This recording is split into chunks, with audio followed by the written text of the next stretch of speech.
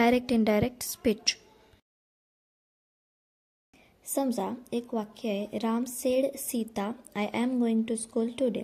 याच्यामध्ये अवतरण चिन्हाच्या बाहेर जे वाक्य आहे त्याला रिपोर्टेड व्हर्ब म्हणतात आणि अवतरण चिन्हाच्या मध्ये जे वाक्य आहे त्याला रिपोर्टेड स्पीच असे म्हणतात. इनडायरेक्ट स्पीच करताना सुरुवातीला बोलणारी व्यक्ती लिहावी, त्यानंतर सेड असेल तर सेड, सेड टू असेल तर टोल्ड आणि आस्क्ड असेल तर आस्क्ड असा बदल करावा. त्यानंतर वाक्यातील अवतरण चिन्ह काढून त्याऐवजी दॅट हा शब्द घ्यावा. जर का अवतरण चिन्हाच्या मध्ये जर प्रथम पुरुषी सर्वनामे आली असतील तर बोलणाऱ्या व्यक्तीच्या लिंग वचन पुरुष यानुसार ती बदलावीत. उदाहरणार्थ आय असेल तर ही, शी, इट यापैकी एखादा शब्द घ्यावा किंवा वी और यू असेल तर दे हा शब्द वापरावा. रिपोर्टिंग व्हर्बच्या काळानुसार अवतरण चिन्हातील वाक्यांचे काळ बदलावे. काळामध्ये खालीलप्रमाणे बदल करावा.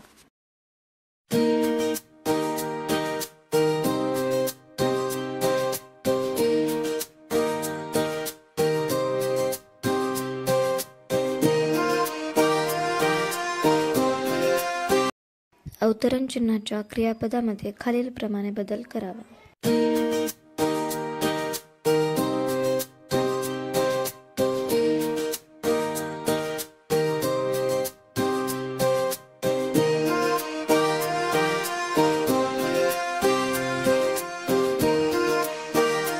चला तर आता वरील वाक्याचे इनडायरेक्ट स्पीच करूया. सुरुवातीला बोलणारी व्यक्ती घ्यायची, त्यामुळे राम. त्यानंतर सेड चं रूपांतर सेड मध्येच करायचंय. आता अवतरण चिन्ह काढून दॅट हा शब्द वापरायचा आहे. त्यानंतर प्रथम पुरुषी सर्वनाम आय च्या जागेवर आपल्याला ही वापरायचे. त्याचप्रमाणे एम च्या जागेवर वॉज, तर टुडेच्या जागेवर दॅट डे करून वाक्य लिहायचे.